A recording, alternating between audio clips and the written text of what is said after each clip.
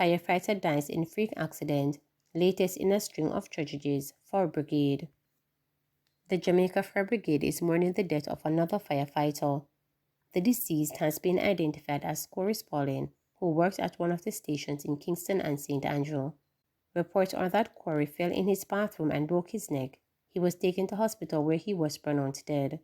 His death comes at a time when the Fire Brigade has been mourning several members of the organization who have lost their lives in tragic circumstances.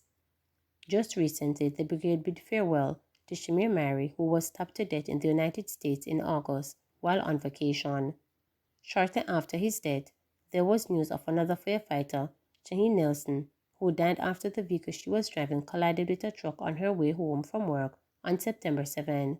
She is the stepsister of another firefighter, Lorenzo Dust, who died when a car crashed into the fire truck, trapping him in St. Anne 2 years ago.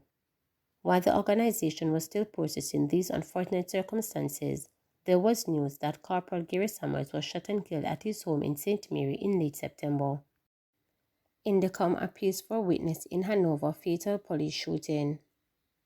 The Independent Commission of Investigations Indicom is appealing for witnesses in an alleged fatal police shooting in Hanover to get in touch with the agency. It is alleged that police shot and killed 20-year-old Adridel Vidal, commonly known as Keron, of Montpello, Sandy Bay in the parish on Saturday, October 12. A relative of the deceased, who asked not to be identified, alleged that the police visited the home 3 days before the incident and asked who the occupants of the house were. The police reportedly asked if any young individuals lived there, but were told no one was at the house. The relative claimed that the police, before leaving the house, gave them a contact number to call should they see any unfamiliar faces. However, the relative claimed that the police returned on Saturday wearing masks. Karen and 2 other persons were in the house. The police knocked on the gate and said to open the gate. Karen went upstairs and told the woman, say him afraid, so them fi follow him come out of the gate. Anyway, them follow Karen come out of the gate and them send the woman upstairs and push Karen in one room and ball say gun and shot Karen in him head, the relative stated. The relative disclosed that the property is equipped with security cameras. You can see on the camera when the man go back in the jeep and take out a gun and put it on Karen and come out with him, stated the relative, who added, them drive around 2 times in the community, to say, yeah, Karen dead. The relative, who alleged that the $50,000 went missing during the incident, said Vidal was being taken care of by his parents who are living overseas. The relative, who claimed that Karen was someone who was afraid of the police like dog, was shot a week before and the matter was reported to the police. In a security camera video making the rounds on social media, what appeared to be the lifeless body of the man, said to be Karen, was seen on the ground outside, with men appearing to be police standing over the body. The body, which was clad in only what appeared to be shorts, was later seen lying in the back of the police service vehicle pickup truck. Meanwhile, the distraught mother of Karen said she is not coping well with the death of her son. I am destroyed physically and mentally. This one is hard to swallow, stated the grieving mother, Sandra Randall, as she cried. Randall said Karen, who is the second of 3 sons, was a well-behaved child. He was quiet, a very quiet person. Nobody have a problem with that little boy. He was a nice little boy. You can ask anybody in the community about that little boy. The little boy never made no problem in the community, said the seemingly depressed mother. On Wednesday, residents, including Karen's family members, staged a protest over the fatal shooting incident, resulting in motorists traveling between Montego Bay and Negril encountering delays.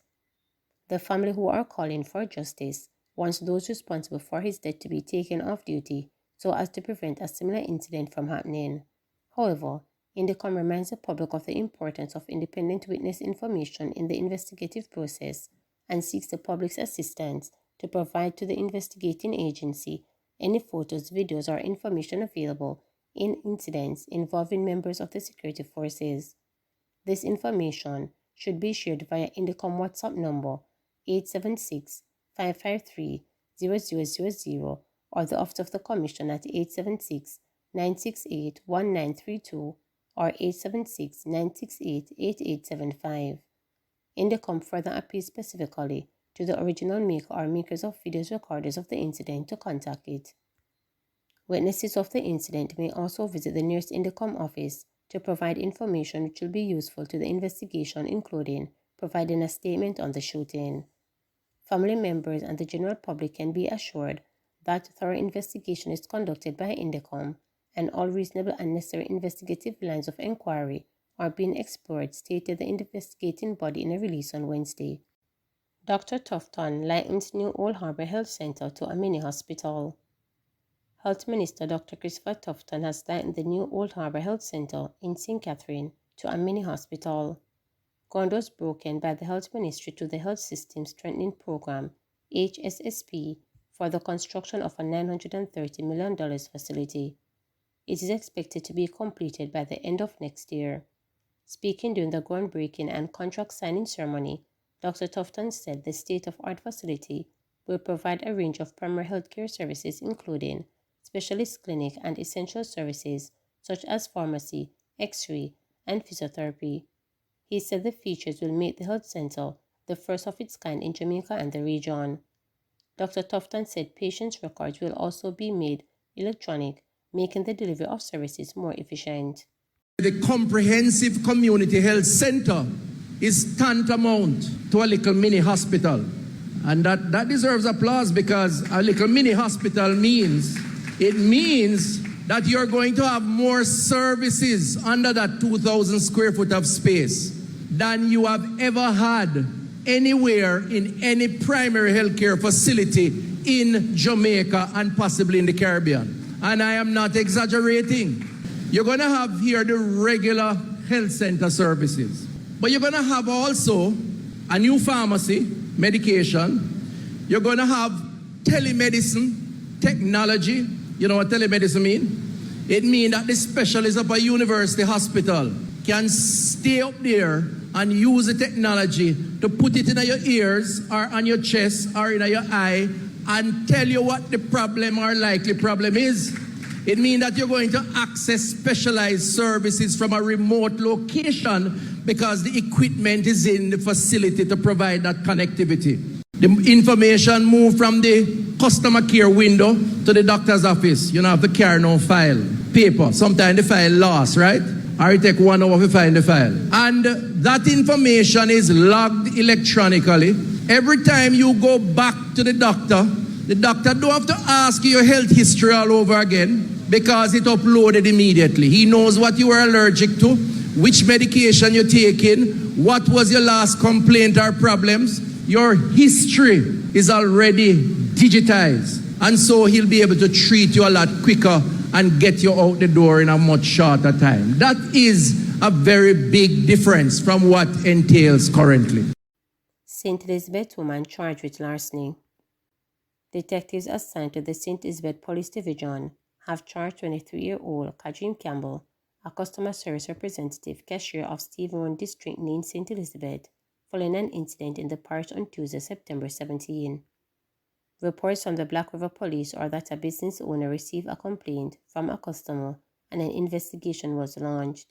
It was then discovered that during the period June to September 24, Campbell, who was an employee, stole funds amounting to $549,338.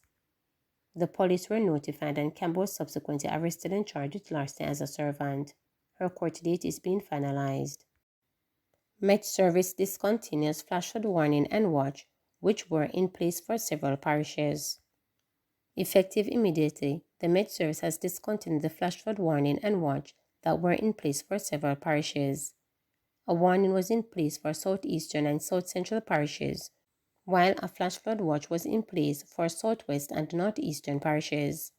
The Met Service says rainfall data indicated that moderate to heavy showers affected sections of south central and eastern parishes up to mid-morning yesterday. Thereafter, partly cloudy conditions where isolated showers prevail across most parishes. Analysis of satellite imagery showed that most of the showers and thunderstorms associated with the area of low pressure across the southwestern Caribbean remain offshore the south coast of Jamaica. The system is expected to slowly drift northwestward and away from Jamaica. These shows result in the gradual stabilization of weather conditions across the island, hence the discontinuation of flash flood watch and warning. Remember to subscribe, like, share, and click the notification bell for daily updates.